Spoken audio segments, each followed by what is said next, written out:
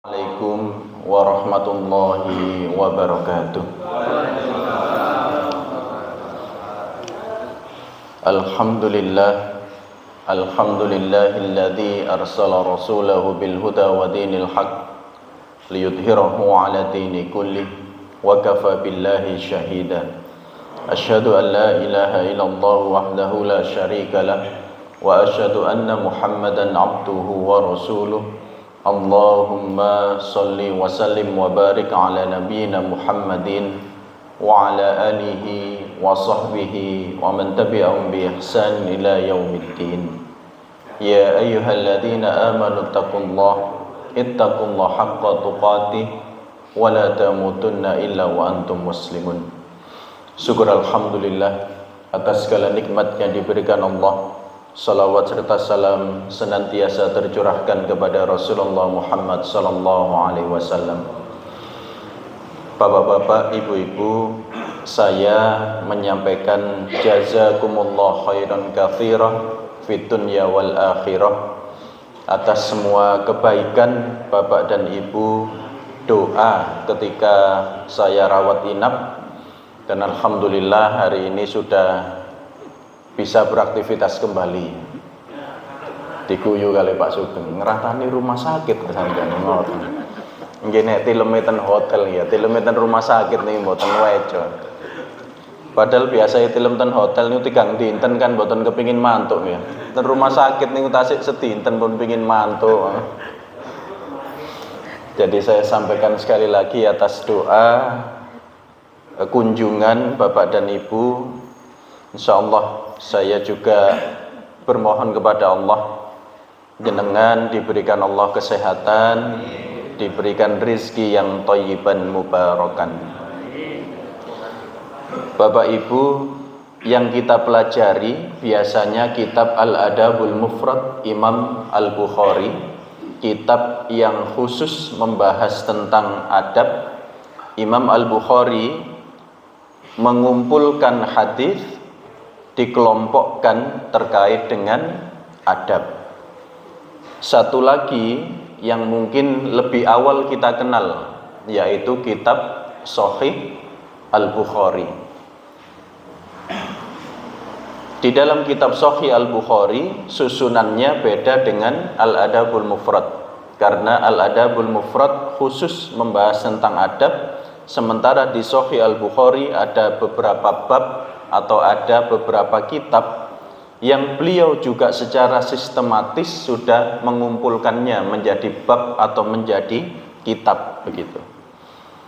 Ada yang sudah tuntas membaca Sahih Imam Al-Bukhari, Bapak Ibu? Saya hanya bertanya membaca nih. Niki dereng ada yang sudah hafal Sahih Al-Bukhari, tambah nih. Belum ada yang tuntas nih. Baik. Mungkin nanti ditarget minimal membaca di bulan Ramadan tuntas. Kitab ini Bapak Ibu hadiah dari ayah saya, bahkan masih ada stempelnya nama ayah saya. Dan ini diberikan ketika saya kuliah, kemudian diberikan tugas untuk membaca sampai tuntas. Dan kitab hadis yang pertama kali saya tuntas membacanya adalah Sahih Al-Bukhari. Saya menyampaikan membaca nih Bapak Ibu. Mungkin lu hafal berarti mboten membacanya tuntas gitu. Dan hanya dalam hitungan hari ketika kemudian saya baca, tulisannya kecil-kecil. Dulu saya tidak perlu bantuan kacamata Bapak Ibu. Sekarang perlu bantuan kacamata sehingga ini saya print lebih besar begitu fontnya. Dan untuk ini kan sudah bulan apa Bapak Ibu? Sya'ban. Istilah kalau kalender Jawa niku kan Recep, Ruwah, Poso ya. Kita Sya'ban kemudian Ramadan. Insya Allah sesuai dengan pengumuman dari pimpinan pusat Muhammadiyah, 1 Ramadan itu dalam kalender Februari ya, itu jatuh bersamaan dengan tanggal 18 Februari. Sementara sekarang sudah tanggal Oh, berarti pinten-pinten nih. Hitungan mundurnya sudah sangat dekat. Dan biasanya di pesantren Bapak Ibu, bulan Sya'ban itu kami diminta untuk mempersiapkan diri.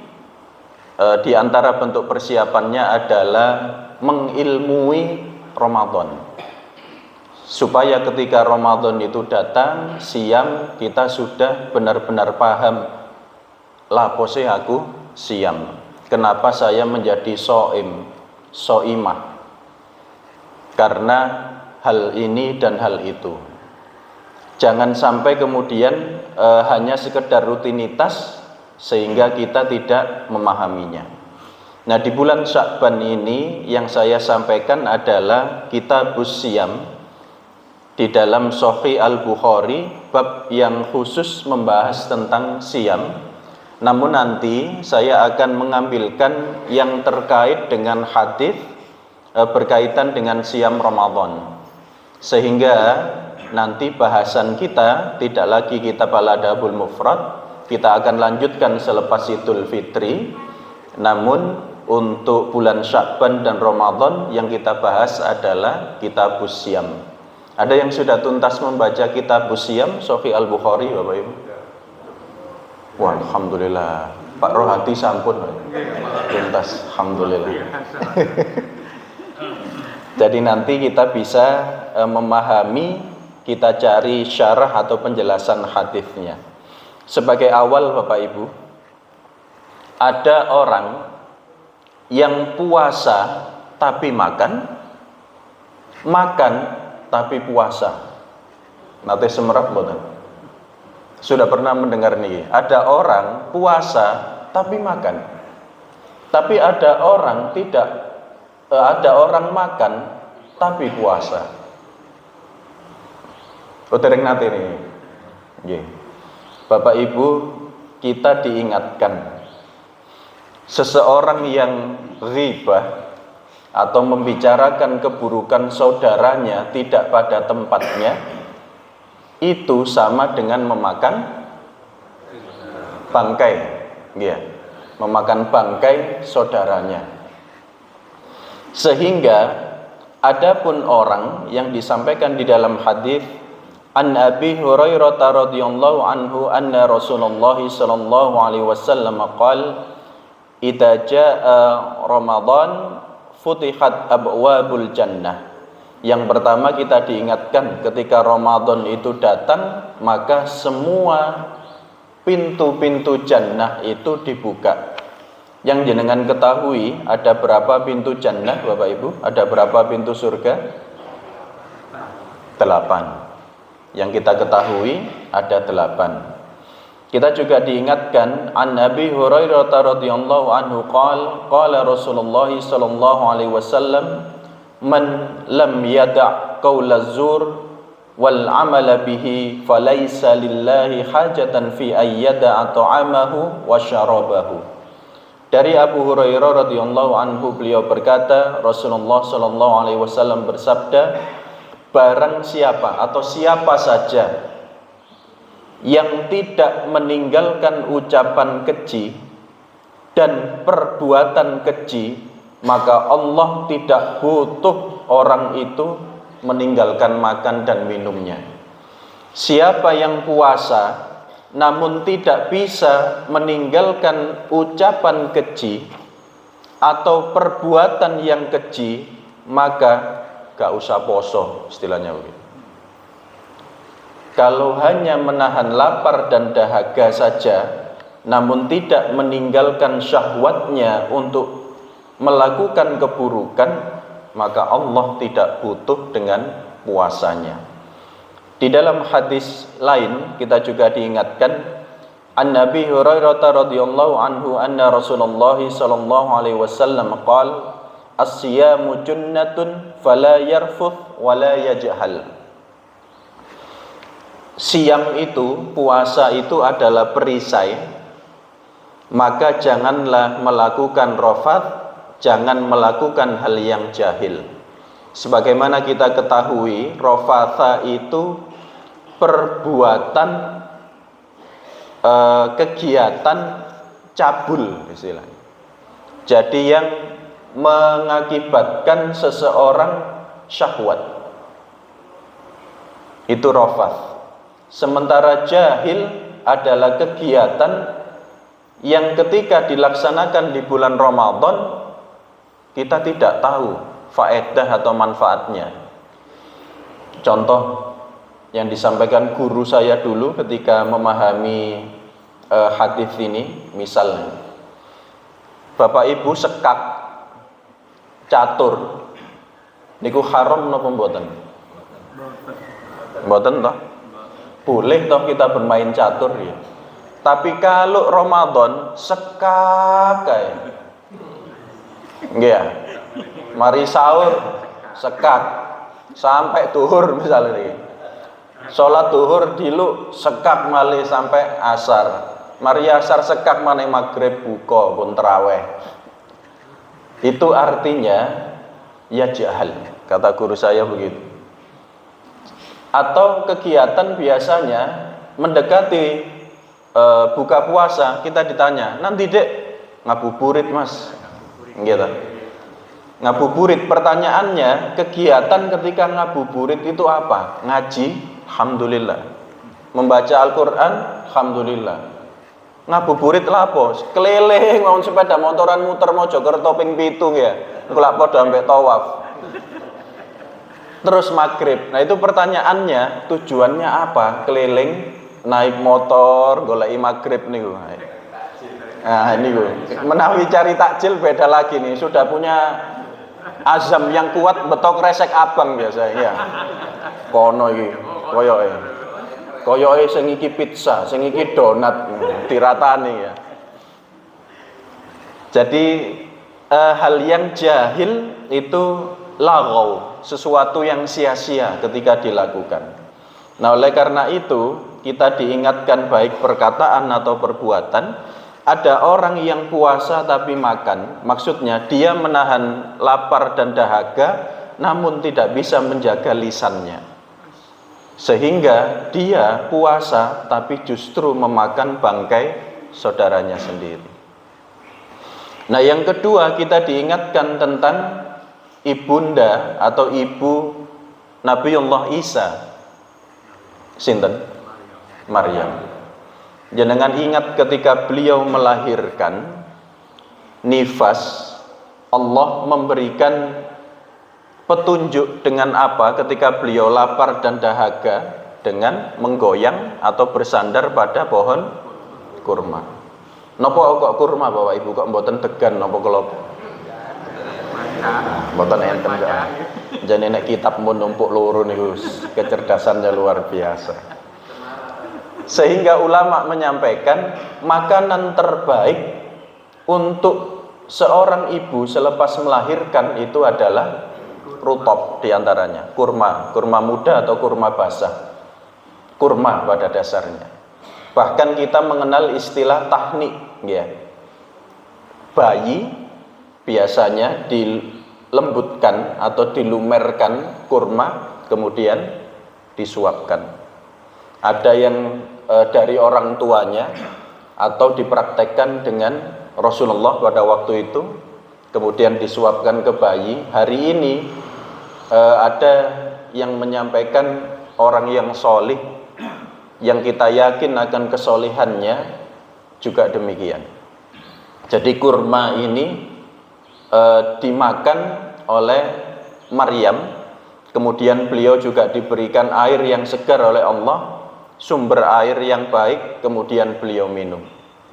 Setelah itu beliau puasa. Bapak Ibu, ketika kita membaca Qasasul Anbiya, Imam Ibnu Katsir itu menyampaikan di zaman Nabi Isa syariat puasa itu ada dua macam.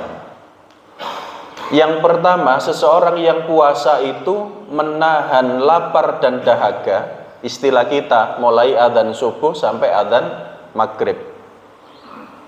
Ini yang pertama. Namun ada juga siam, yaitu tidak berbicara mulai dari adzan subuh sampai maghrib, gampangannya ngoten. Puasanya, puasa apa? Boten ngomong belas.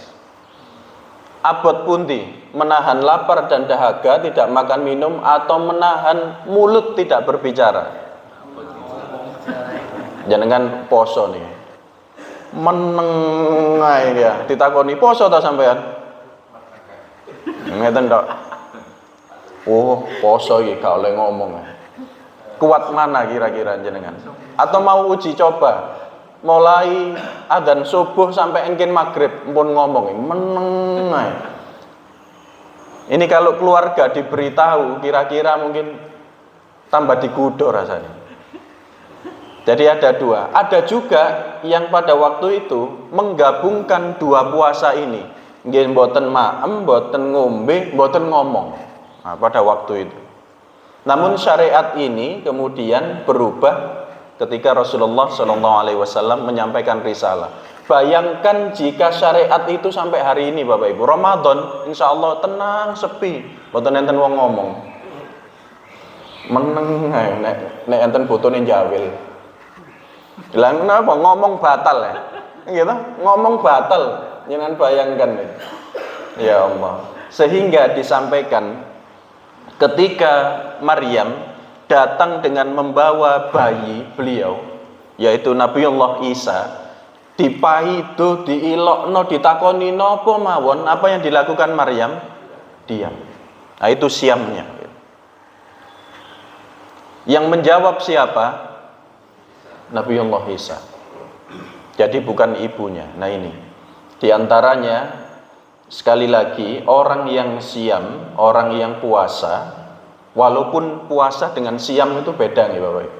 Contoh, yang paling dekat memang syariat siam itu mirip dengan puasa. Walaupun puasa itu di Jawa macamnya kan banyak ya. Contoh poso mote kan beda dengan siam poso mote nih ya. Puasa siam Ramadan itu kita makan yang hidup-hidup kan boleh, makan daging sapi boleh, sate boleh, bandeng boleh. Tapi kalau puasa mutih kan mboten angsal. Artinya kan syariatnya beda.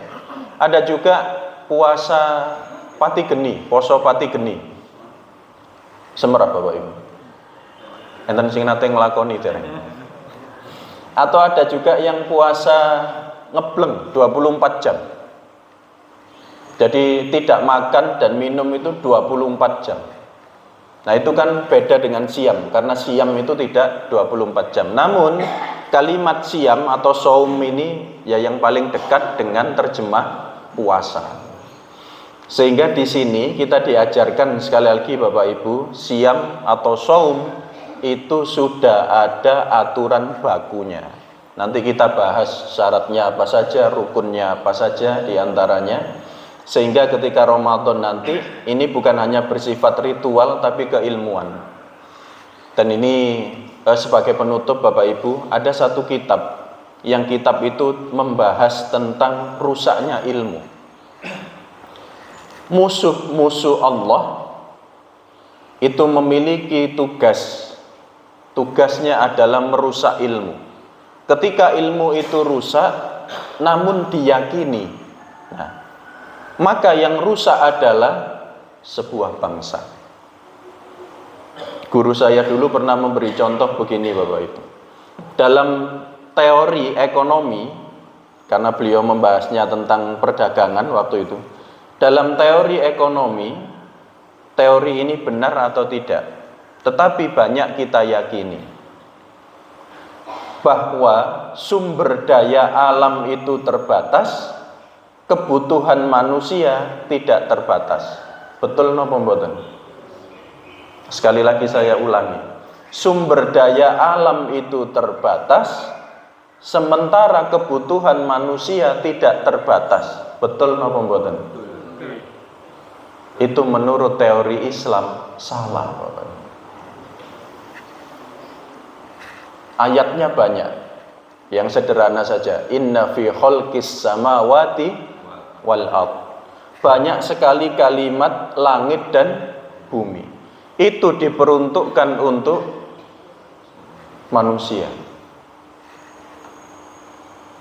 Sumber daya alam di langit itu belum digali Bapak Ibu. Mungkin apa mboten? Banyak negara berusaha mati-matian untuk mengeruk sumber daya alam yang ada di langit sekarang ini. Berusaha ke bulan, berusaha ke Mars dan lain sebagainya. Dalam rangka apa sumber daya alam? Sementara sumber daya alam di bumi itu juga belum selesai untuk digali. Pertanyaannya lagi, usia manusia dengan usia bumi panjang siapa, Bapak? Artinya usia manusia itu lebih terbatas daripada usia bumi. Jadi dalam teori Islam, nah ini guru saya menyampaikan, sumber daya alam itu tidak terbatas, tetapi kebutuhan manusia itu terbatas. Dibatasi dengan apa? Kematian, Bapak. Nah ini, ternyata teorinya kan akhirnya beda dengan teori keislaman. Yang membuat sumber daya alam itu habis, kenapa? Rusaknya ilmu. Dengan apa? Serakahnya manusia. Sakjane wong situk cukup sak bungkus, karena serakahnya satu orang ngambil 1000 bungkus. Ya karena keserakahan itu yang membuat akhirnya sumber daya alam kita cepat habis. Nah ini yang menjadikan beda begitu. Kalau ekonomi konvensional yang kita yakini berdasarkan kebutuhan, tetapi dalam Islam basisnya adalah kitab, basisnya adalah Al-Quran dan hadis. Bahkan sekali lagi banyak ilmu-ilmu yang lain yang mungkin kita terlanjur meyakininya dari ruang kelas kita, sehingga kemudian ketika kita menjadi pejabat, tokoh kebijakan publik, ternyata yang kita buat aturan itu tidak sesuai dengan Islam. Yang kemarin sempat dikritisi MUI, Bapak Ibu, KUHP sampun maos, KUHP yang baru sudah tuntas dibaca, Bapak Ibu. Oh, itu bapak-bapak itu ada pasal-pasal yang bisa membantu kita berkelit dari ibu-ibu. Saya ingat kalimat salah satu tokoh, mungkin nek kula sebut saya nggak no kampanye, soalnya mulai pilpresan nih. Beliau menyampaikan begini, ini beliau dinasehati neneknya. Nak, kamu kelak ketika dewasa itu menjadi kepala keluarga, karena laki-laki. Kamu kelak ketika dewasa menjadi kepala keluarga, tetapi yang menjadi lehernya itu adalah istrimu. Hebat pun di kepala dengan leher. Jenengan nek kadung kenger mboten saged noleh ya. Seorang laki-laki menjadi kepala keluarga itu bisa melihat ke kanan dan ke kiri, serong kanan, serong kiri, itu karena lehernya normal. Kalau lehernya tidak normal, lurus terus. Jadi kepala keluarga suami, lehernya istri. Jadi bapak-bapak jangan merasa aku ini kepala keluarga, kata istrinya, aku ini gulue. Amin jangan noleh nganan, noleh ngiri. Apa cari gulu ya? Nah ini dan beliau juga menyampaikan, Bapak Ibu, penyampaian yang paling berat itu adalah penyampaian seorang suami ketika mengajak istrinya. Kenapa? Karena dicatat oleh istrinya, sampean mang yo ngomong ini eling-eling gitu. Dan beliau menyampaikan ketika sering kali diundang untuk memberi nasihat pernikahan begitu. Yang paling berat adalah memberi nasihat pernikahan dengan mengajak istri. Nah ini. Dan sekarang istri saya ikut. Saya tidak berani macam-macam karena lehernya saya bawa ini. Dan di KUHP itu Bapak Ibu, ini sebagai penutup, di KUHP itu orang zina, apa istilahnya, cohabitation, kumpul kebo. Orang kumpul kebo, orang berzina, itu hukumannya yang berzina itu 1 tahun, kumpul kebo ditambah kumpul kebo itu 6 bulan jika tidak salah. Jadi hukuman total 1 tahun 6 bulan jika ada yang melapor. Dan yang melapor itu siapa? Yang melapor adalah orang tua, istri atau pasangan, anak yang sudah memiliki KTP, artinya sudah dewasa. Namun bapak-bapak, bagi yang menikah tidak dicatatkan, bagi yang menikah tidak dicatatkan, kemudian muncul masalah, ada yang melaporkan, hukumannya 4,5 tahun sampai 4,5 tahun sampai 6 tahun. Pun jenengan pikir. Terima kasih. Assalamualaikum warahmatullahi wabarakatuh.